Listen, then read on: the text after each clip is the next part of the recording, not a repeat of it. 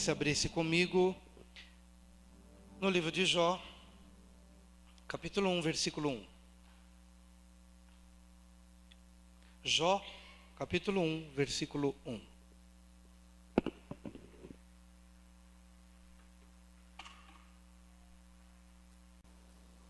Todo mundo achou? Jó está antes de Salmos.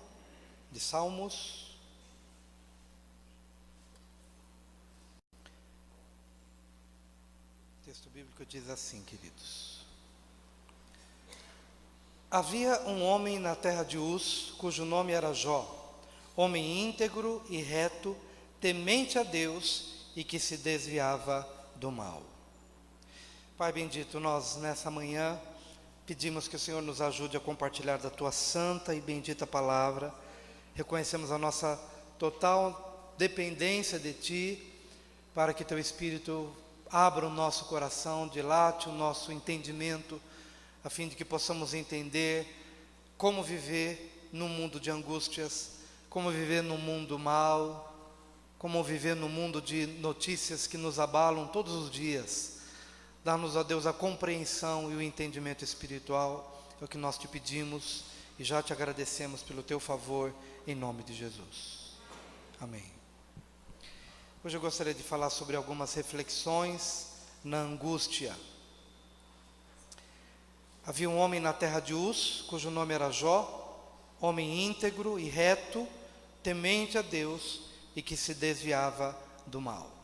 Esse é Jó, tão conhecido por todos nós, tão conhecidos no meio cristão, tão conhecidos no meio da sociedade, porque Jó, ele se tornou para a gente um modelo, uma referência de alguém que experimentou o pior dos piores, de alguém que dificilmente vai ter alguém, né, assim, do nosso convívio, do nosso meio. Claro que tem gente que sofre muito, e sofre até mais do que, sofreu mais do que Jó, mas eu acho que nós não estamos acostumados no nosso dia a dia, né, na nossa caminhada, encontrar alguém cujo peso foi tão forte quanto na vida de Jó. Mas ele era um homem íntegro. A Bíblia diz que ele era um homem íntegro e reto, e temente a Deus e que se desviava do mal.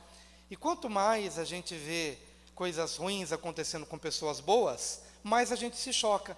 Porque se você vê coisas ruins acontecendo com pessoas ruins, para a gente é fácil fazer uma matemática e dizer, bom, ele está sofrendo as consequências do mal que ele plantou. Mas quando é alguém bom, como Jó, homem íntegro, reto, temente a Deus, que se desvia do mal, e de uma hora para outra, só começa a receber as notícias. Olha, bateu um vento e caiu o telhado sobre seus filhos, e seus filhos todos que estavam se banqueteando morreram. Antes disso, aconteceu uma tragédia no campo e os animais todos morreram. Então a sua prosperidade material foi dissipada, a sua vida em família foi totalmente comprometida porque seus filhos morreram.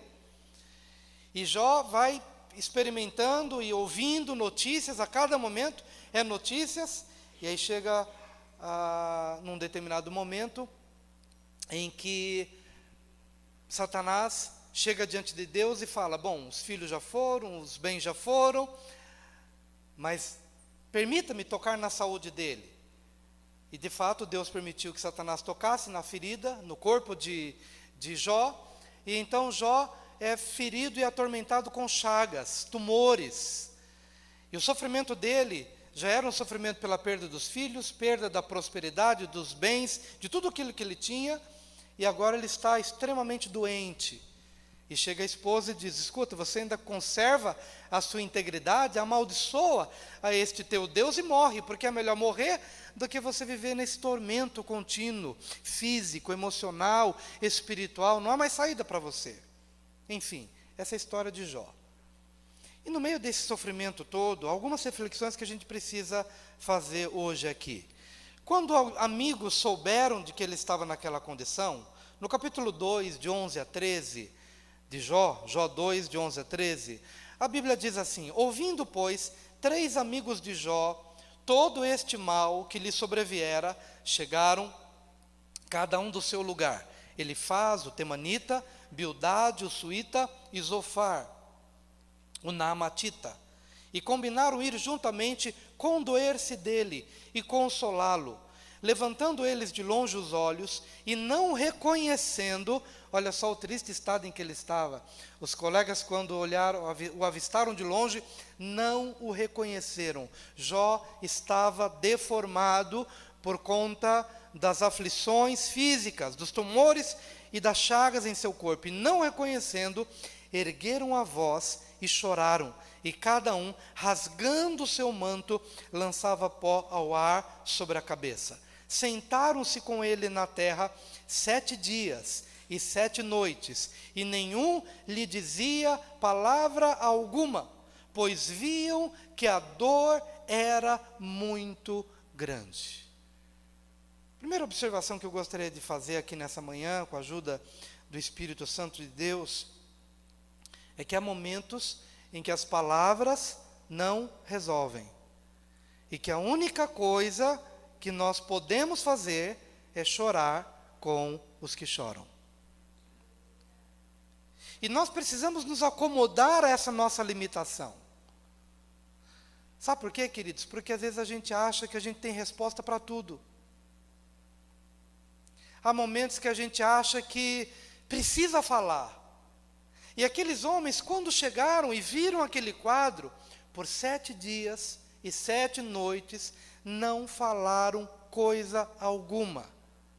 Eles se condoeram com o sofrimento de Jó, não tiveram coragem, não tiveram palavras, diante de um quadro tão impactante. Eles conheciam Jó, sabiam da sua integridade, homem reto, temente a Deus. Não há brecha aparente na vida deste homem que justifique tamanha dor. E então chegaram estes homens e fizeram o que nós devemos fazer muitas vezes: sentar e chorar. Sentar, pôr um zíper na boca e não falar nada. E se condoer, e demonstrar empatia, demonstrar identificação. É o apóstolo Paulo que nos diz em Romanos 12, versículo 15: alegrai-vos com os que se alegram e chorai com os que choram. Eu acredito que durante esse período de sofrimento de Jó, o momento, eu acredito que mais significativo para Jó, em meio a tamanho tormento, foi esse momento inicial, quando seus amigos vieram de longe, cada um da sua região, cada um do seu lugar, vieram porque ouviram, e sentaram com ele, e se condoeram com ele, e não falaram coisa alguma, apenas choraram, e se identificaram. Como eu preciso dessa palavra, e como nós precisamos dessa palavra. Todos os dias a gente recebe uma ligação: pastor, visita uma pessoa no hospital. Só ontem foram 3, à tardezinha. E é um carro que cai por cima do carro, que graças a Deus o motorista foi livre, mas o carro que estava de cima na ponte caiu e amassou e destruiu o carro e pegou parte do braço, parte da cabeça, parte do braço, esse de lado de cá, e a pessoa está em coma. Mas quem é esse homem? É um cristão. É um homem que está lá tocando o teclado todos os domingos, numa igreja, servindo a Deus. São parentes do pastor Elzo, da pastora Nilza. Um homem de Deus, com uma família maravilhosa. E a gente fica pensando: puxa, um segundo à frente ou um segundo atrás o carro já tinha passado. Mas não, passou naquela hora, o carro caiu da ponte e caiu naquela hora e destruiu o carro. E o rapaz, homem bom, servo de Deus, está internado no hospital, em coma induzido.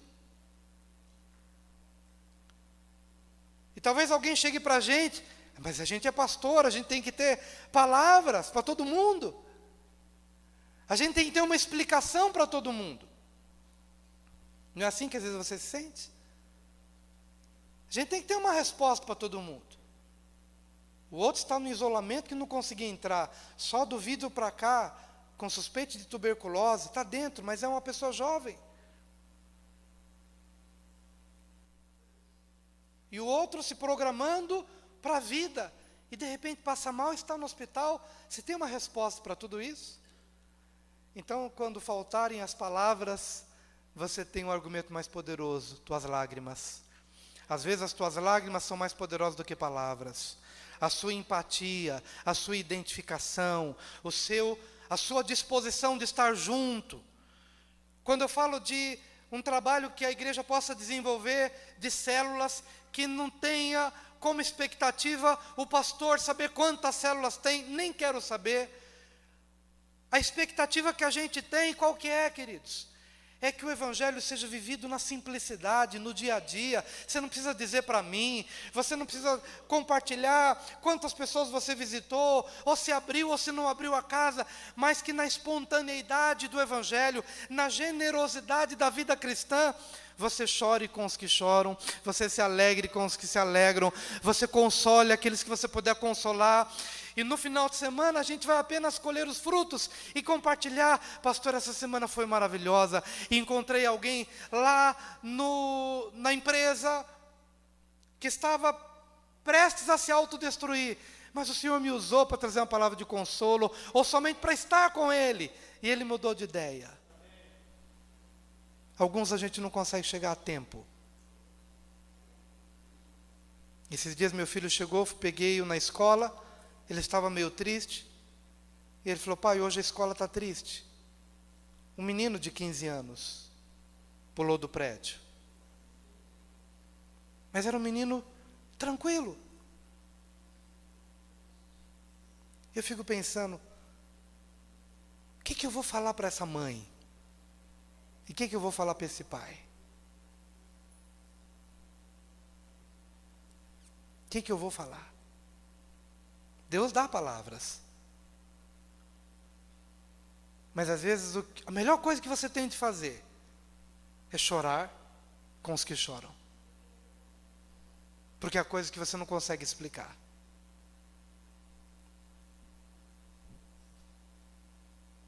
Sabe por quê, queridos? Porque justamente o problema foi depois dos 7 dias. Os 7 dias foram maravilhosos. Foram de silêncio, foram de choro, foram de empatia, de identificação. Mas do 8º dia em diante, pronto.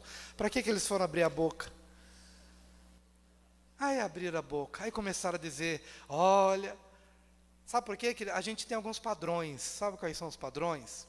O padrão é o seguinte: fulano de tal pecou, e porque ele pecou, aconteceu alguma coisa ruim.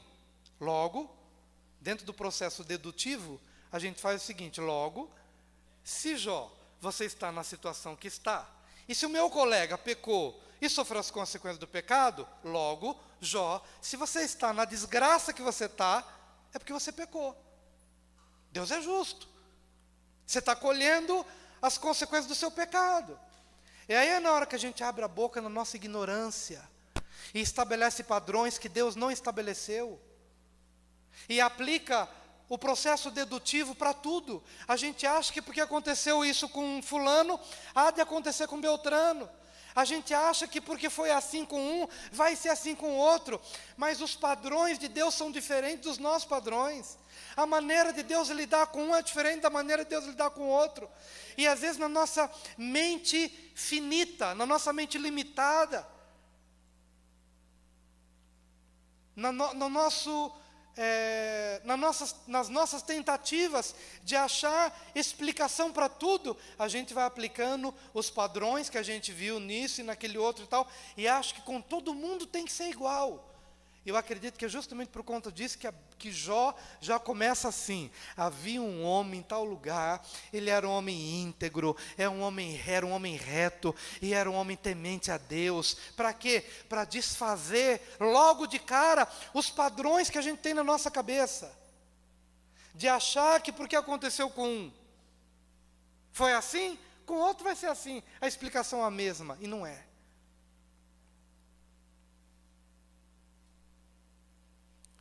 E é justamente porque não é assim que a gente tem que primeiro ficar quieto. E na sua própria vida também, meu amado. Às vezes as coisas começam a acontecer e você já se desespera, vai buscar um profeta aqui, vai buscar um profeta ali, e às vezes Deus quer que você entre no seu quarto e fique quieto.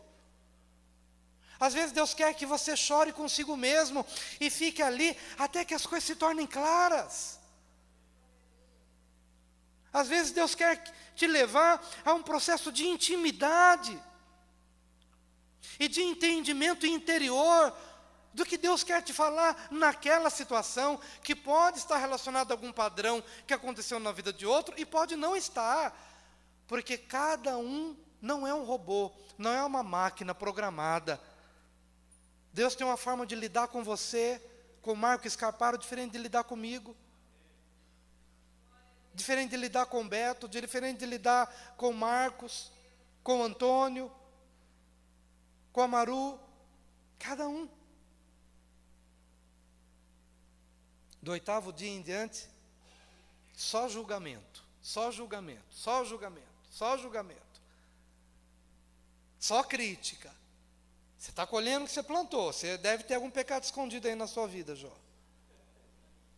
Eu já vi tanta gente querendo achar pecado em Jó. Então tem uma brechinha lá em Jó, que diz, o mal que eu temia, foi isso que me aconteceu. Então está aí a brecha, ele tinha medo. Mas quem de nós, querido, não tem medo de que aconteça alguma coisa? Imagina se desgraça vier acontecer só porque a gente tem medo de acontecer alguma coisa.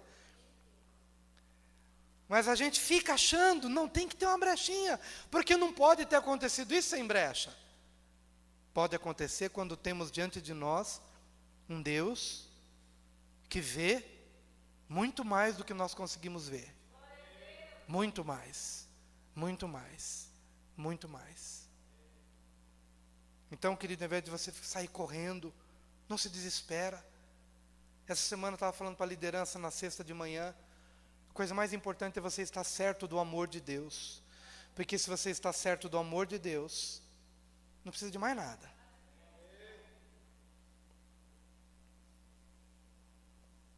Alegrai-vos com os que se alegram e chorai com os que choram. Não tem palavras? Tenha lágrimas. A segunda reflexão que eu quero trazer aqui tem a ver com a confusão que a gente absorve na mente quando a gente não consegue entender exatamente a fonte. Se você pega o começo de Jó, você vai ver que o diabo fica rodeando a terra para ficar vendo as pessoas, para encontrar brecha nas pessoas, para ferir as pessoas. E chega a Deus e fala para Satanás, viste o meu servo Jó, homem íntegro, que se desvia do mal e que me teme? Também, claro que ele há de te temer. O Senhor o rodeia de bens e de animais e de prosperidade, toca na prosperidade dele para ver se ele não vai te blasfemar. E Deus chega para Satanás e fala, pode tocar então, pode tocar. E o diabo vai lá e faz o estrago que faz nos animais e nos filhos. E aí depois vem o diabo de novo, de rodear a terra e tal. E Deus chega para o diabo e fala, viste meu servo Jó? Que apesar de se ter tocado nos bens e nos filhos, ele continua me glorificando. Também, ele tem saúde, ele está bem de vida, fisicamente falando, ele não está se importando com os outros. Então toca no corpo dele, pode tocar. Só não toca na vida, mas toca no corpo dele. Não te permito que você toque na vida dele, mas eu te permito que você toque no corpo. E vai lá o diabo e toca no corpo, e ele fica acometido de chagas, do alto da cabeça até a planta dos pés. E a grande pergunta é a seguinte, nas mãos de quem nós estamos? Nas mãos de Deus ou nas mãos do diabo? E você precisa responder essa pergunta para você. Você está nas mãos de Deus ou você está nas mãos do diabo? Porque na altura do campeonato a gente já nem sabe mais nas mãos de quem a gente está.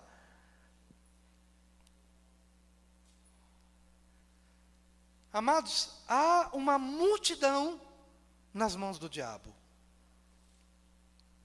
Lá em Efésios 2, de 1 a 3, a Bíblia diz assim, não precisa nem achar não, eu vou ler e você vai prestar atenção. E vos vivificou, estando vós mortos em ofensas e pecados, em que, noutro tempo, diga, noutro tempo, ok? Esse noutro tempo é para você. Noutro tempo, você andava segundo o curso deste mundo, segundo o príncipe das potestades do ar, que é Satanás, do espírito que agora opera nos filhos da desobediência, entre os quais todos nós também antes andávamos nos desejos da nossa carne, fazendo a vontade da carne e dos pensamentos, e éramos, por natureza, filhos da ira, como os outros também. Essa era a nossa realidade. Andávamos segundo as paixões da nossa carne. Enganávamos as pessoas e éramos enganados. Andávamos em nossas cobiças carnais, prostituição, imundície, mexerico, mentira, falsidade. Por quê? Porque estávamos dentro de um mundo tenebroso, cujo senhor é Satanás. Então, essa era a nossa vida no passado. E, infelizmente, muitos hoje ainda estão no escopo desse domínio diabólico. E eles matam, e eles ferem, e eles promovem o mal, e colhem nas suas vidas o mal que plantaram, em alguns momentos. Mas essas mesmas pessoas que estão sob o domínio de Satanás, também prosperam, porque o diabo também dá fama, o diabo também dá dinheiro, o diabo também dá prazer, o diabo dá tudo, e às vezes você não vê essa pessoa debaixo da impiedade sofrendo, porque você talvez o veja nas mídias, só bombando, mas ele não deixa de estar sob o domínio das trevas, porque tudo que o diabo dá, um dia ele cobra. É ou não é, gente? Por isso que Jesus disse: de que adianta ao homem ganhar o mundo e perder a sua alma? Então, quem está nas mãos do diabo?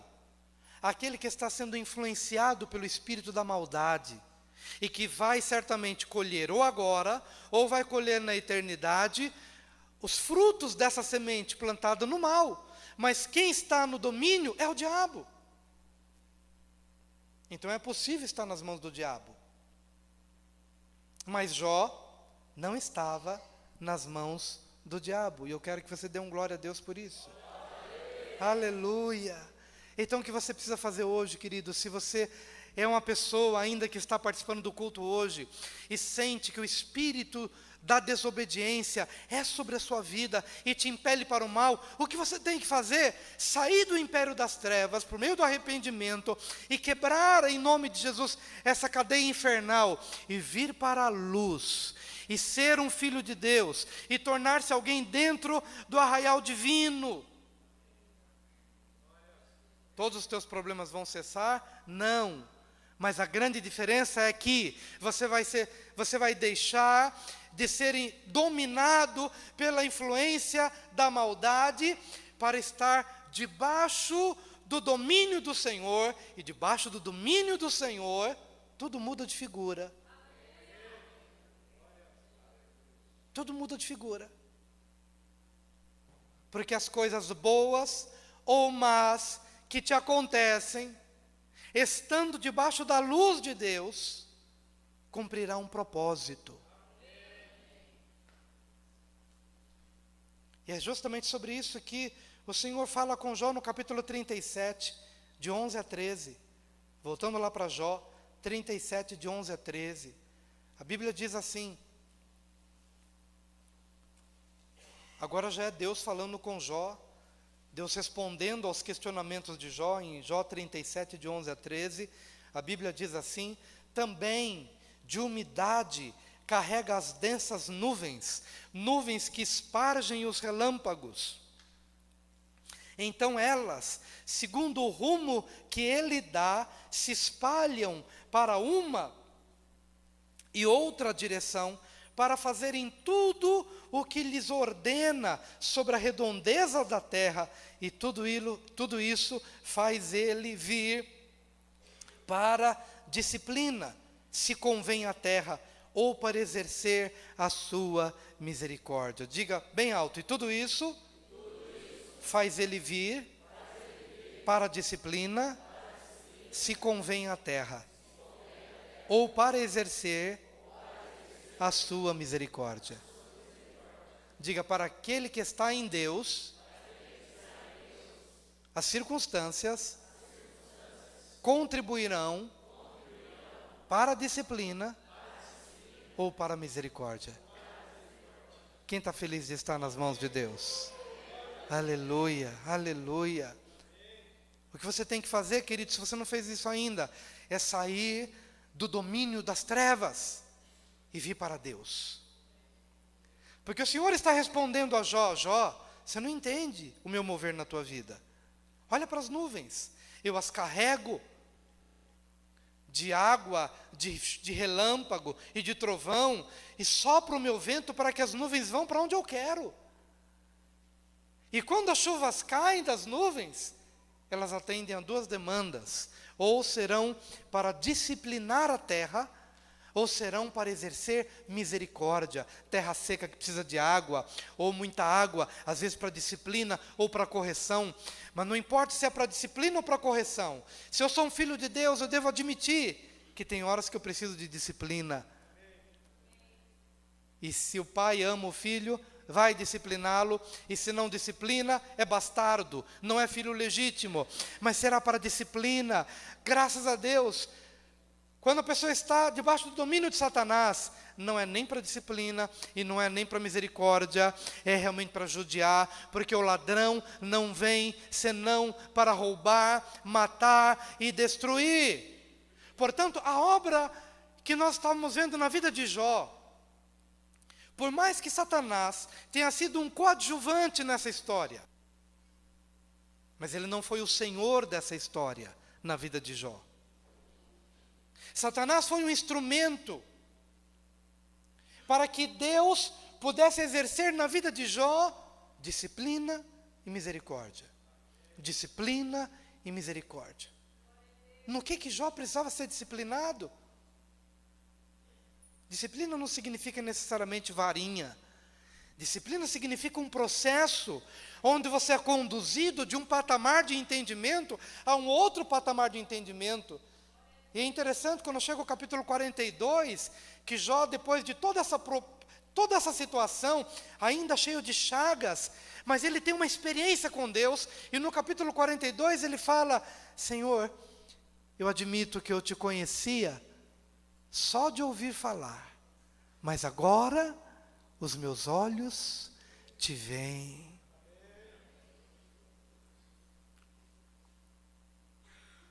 Disciplina. Meu amado, nossa visão de Deus ela é muito pequena. E Deus nos leva por processos na vida para que nossos olhos se abram. Ele permite uma crise financeira. Ele permite uma febre alta. Ele permite uma perda. Ele permite um isolamento, uma solidão. Fizeram alguma coisa para você que aparentemente é injusta. Mas deixa, Deus está cuidando do seu coração. Deus está cuidando do seu coração. Ah, mas foi o diabo que me tocou. Mas o diabo não tocaria se Deus não tivesse permitido. A questão não é que o diabo te tocou. A questão é, nas mãos de quem você está. Se você está nas mãos do diabo, no espírito da desobediência e da rebeldia, então preocupe-se. Porque o diabo não vem senão para roubar, matar e destruir. Mas se você vem para a luz de Deus, mesmo que o diabo te toque, na visão de Deus, será para a tua disciplina ou será para exercer misericórdia na sua vida? Amém, queridos? Mas a última palavra que eu gostaria de trazer aqui é que no meio de tudo isso, um sentimento de solidão se instaura no nosso coração quando a gente pensa: fui largado à própria sorte, não há mais esperança para mim. Como se todo mundo tivesse conspirado contra você para lhe colocar numa situação de esquecimento. Mas Deus continua falando com Jó. É uma passagem linda. Em Jó 38, de 25 a 27. Jó 38, de 25 a 27. Que diz assim: quem abriu os regos Ou quem abriu regos para o aguaceiro, ou caminho para os relâmpagos dos trovões, para que se faça chover sobre a terra onde não há ninguém, e no ermo em que não há gente, para dessedentar a terra deserta e assolada, e para fazer crescer os renovos da erva. O que Deus está falando com Jó? Jó, eu me importo com você. Eu me importo com você. Porque se eu me importo com uma terra longínqua, onde não há ninguém, e mesmo assim eu comando as minhas nuvens, e a minha chuva, e os meus raios, e os meus trovões, para aquele lugar onde não há ninguém, onde não há gente, onde não há família. No entanto, eu faço isso por quê? Porque eu me importo com a minha criação. Eu me importo para que por meio da chuva, a erva possa brotar da terra. Ora, se eu me importo com a terra, não me importo com você? Se eu me importo com um lugar deserto, solitário, que ninguém se lembra, onde não há nenhuma pessoa, será que é possível eu me esquecer de você? Eu me importo com você. E mesmo nos lugares onde você não consegue me ver, mas eu estou presente. E mesmo nas situações em que você não consegue me enxergar, eu me importo com você. Queria dizer isso para você hoje. Eu vim hoje aqui para dizer isso para você. Porque são as coisas que Deus fala com a gente nas madrugadas. São as coisas que Deus compartilha no nosso coração e não são para nós, são para vocês. Ou só para nós. São coisas que Deus fala com a gente, para a gente chegar aqui e dividir. Eu estou aqui hoje para dizer isso para você. Deus se importa com você.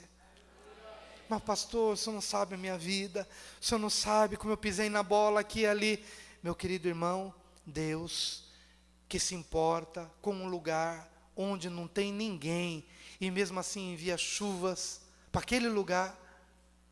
Você é muito mais importante do que o lírio do campo, que nasce pela manhã e morre à tarde. Você é muito mais valioso, você é muito mais importante do que qualquer erva, de qualquer grama, ou de qualquer porção de terra em qualquer lugar do mundo. Deus se importa com você. E quando você começa a se ver inserido nesse amor de Deus, porque isso é algo também que falamos para a nossa liderança, o verdadeiro amor lança fora o medo. Qual é o medo que a gente sente às vezes? O medo do senso de não pertencer. A gente se acha não pertencente a algum processo, ou alguma cobertura, ou alguma paternidade. Então essa impressão que a gente tem de que a gente não é filho de ninguém, de que ninguém cuida da gente, de que a gente está solto nesse mundo, nos dá medo. E o medo produz tormento, conforme 1 de João nos diz. O medo produz tormento, uma insegurança de achar que está tudo perdido. Mas, meu querido, quando você começa a mergulhar no amor de Deus, e a descobrir na sua vida que Deus se importa com você. Obrigado pelo teu amor, Senhor. Obrigado pelo teu amor, obrigado pelo teu cuidado. Os dias da minha vida estão contados no teu livro. Os fios de cabelo que eu tenho, o Senhor os tem registrados. O Senhor sabe quantos eu tenho. O Senhor sabe como funciona o meu corpo. O Senhor sabe como funcionam meus caminhos. Meus filhos por onde caminham. Tu sabes, ó Deus, tu sabes. E o teu amor é completo, o teu amor é absoluto. O teu amor é genuíno, o teu amor é perfeito. E o verdadeiro amor lança fora o medo. O medo produz tormento. O tormento produz em nós uma consciência de que nós não pertencemos a Ti. ti, mas o amor nos insere na tua família, o amor nos insere no teu coração, o amor nos sustenta, nos direciona, nos abençoa, e ainda que alguma coisa fora daquilo que nós programamos venha se manifestar diante dos nossos olhos, eu estou certo do teu amor, porque a chuva cai sobre a minha vida, ou para disciplina, ou para misericórdia, e certamente, se não te conhecia, ou se te conhecia só de ouvir falar, meus olhos hão de te ver na plenitude, na integralidade do propósito que tu tens para a minha vida. Em nome de Jesus. Deus se importa. Deus se importa. Deus se importa. Deus se importa com você. Deus se importa com seus filhos. Deus se importa com a sua família. Deus se importa com os seus caminhos. Deus se importa. Deus se importa.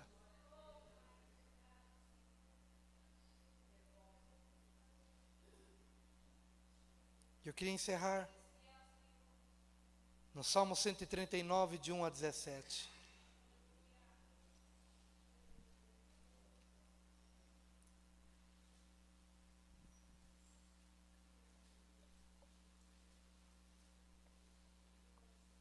Salmo 139, de 1 a 17. Senhor, tu me sondas e me conheces.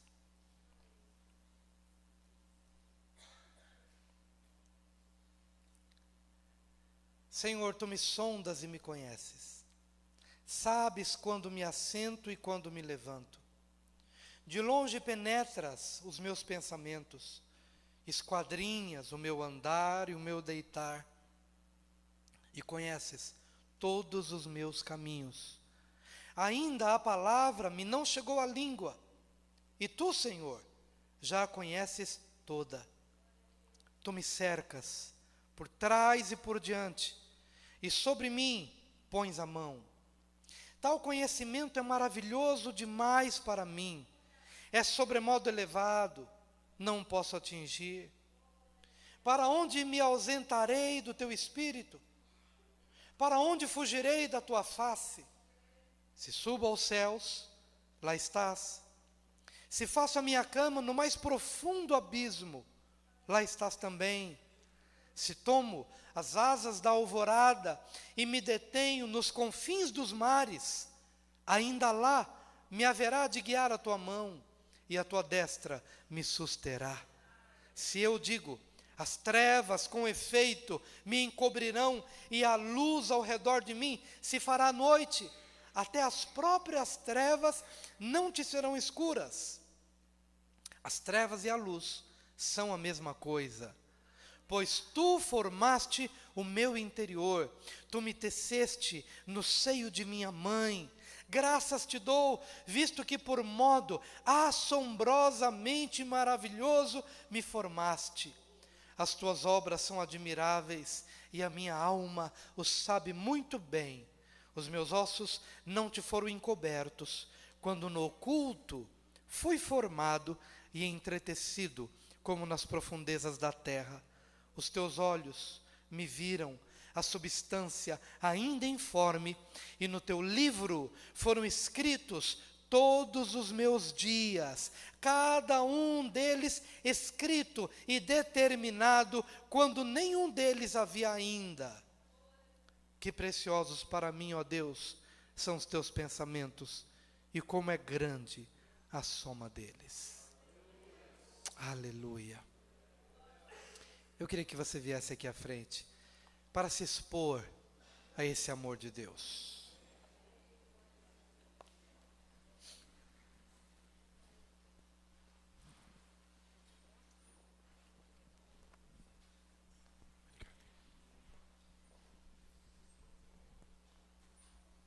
Aleluia.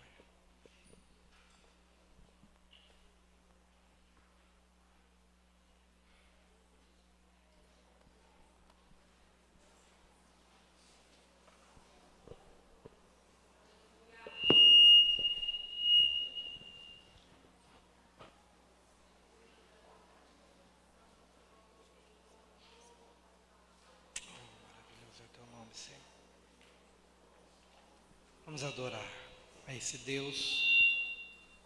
Vamos adorar a esse Deus maravilhoso. Adore ao Senhor. Entendendo ou não entendendo, adore ao Senhor.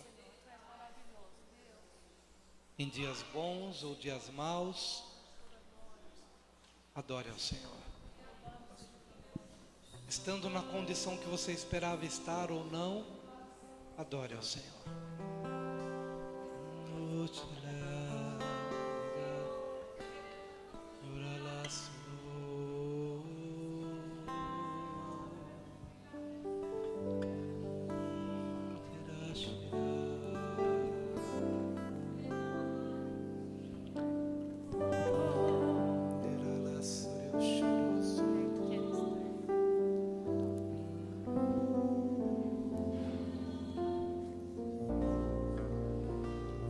É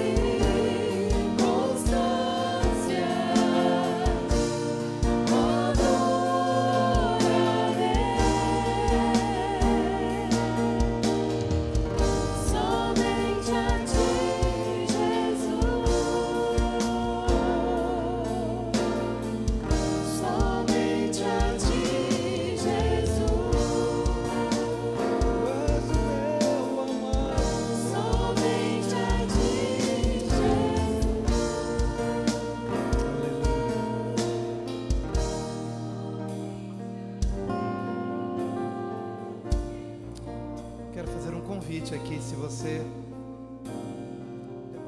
Pode baixar tudo, só deixa esse aqui. Se você hoje ouviu a palavra de Deus e entendeu que Deus te fez um convite para você sair do domínio do espírito das trevas e vir para a luz, porque quando você vem para Deus, o bom e o mal que vier a te acontecer, porque Deus te disciplina ou Deus usa de misericórdia, mas você não pode estar nesse lado em que as coisas não funcionam, porque o ladrão vem somente para roubar, matar e destruir, mas Jesus vem para te dar vida e vida abundante. Esse é o desejo do nosso coração, que você possa ter uma experiência pessoal com Jesus, para vir para debaixo da luz, da incidência, da ação do Espírito Santo, para que a sua vida nunca mais seja a mesma. Se esse é o desejo do seu coração, como eu estou com a mão levantada, levante a sua mão que eu quero orar com você. Se você hoje aceita esse convite, amém. Veja a sua mão, veja a sua, veja a sua, veja a sua. Há mais alguém? Veja a sua, veja a sua mão, veja a sua mão. Convidaria você que está levantando a sua mão, por gentileza, vem aqui comigo. Quero fazer uma oração bem pertinho de você. Venha com coragem, venha com alegria, porque Jesus deu a vida por você.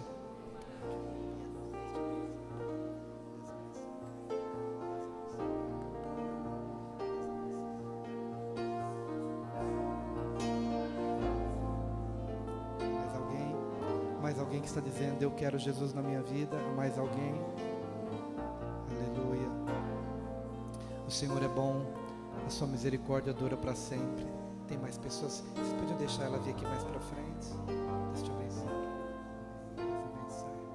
Eu gostaria que vocês que estão aqui à frente, sendo ajudados por toda a igreja, repetissem após mim esta oração. Pai Celestial, nesta manhã eu ouvi a tua voz falando ao meu coração. Eu decidi, movido pelo teu Espírito, a reconhecer teu Filho amado, Jesus Cristo, como meu único e suficiente Salvador. Entrego o meu coração, entrego a minha vida, tudo que tenho e tudo que sou se rende a ti, voluntariamente. Confesso que tenho andado no controle da minha vida, mas hoje eu entrego a chave do meu coração em tuas mãos, Senhor. Confesso com os meus lábios que Jesus Cristo morreu por mim, e hoje eu aceito o seu sacrifício em meu favor. Escreve o meu nome no livro da vida, porque quero estar contigo por toda a eternidade, em nome de Jesus. Amém.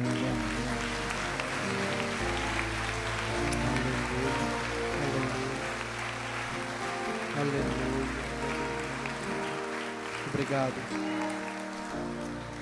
Tem uma família aí do lado que vai te dar um abraço. É o abraço de Jesus, viu?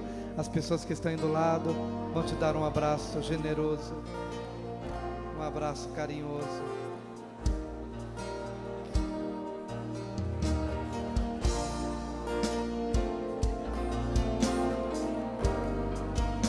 Igreja, levante a mão. Vamos orar abençoando, que você possa ter uma semana na unção, na graça, no favor do Senhor. Que a graça que é em Cristo Jesus, que o amor de Deus Pai e a comunhão do Espírito seja com a igreja, hoje e sempre. Amém e amém. Deus abençoe.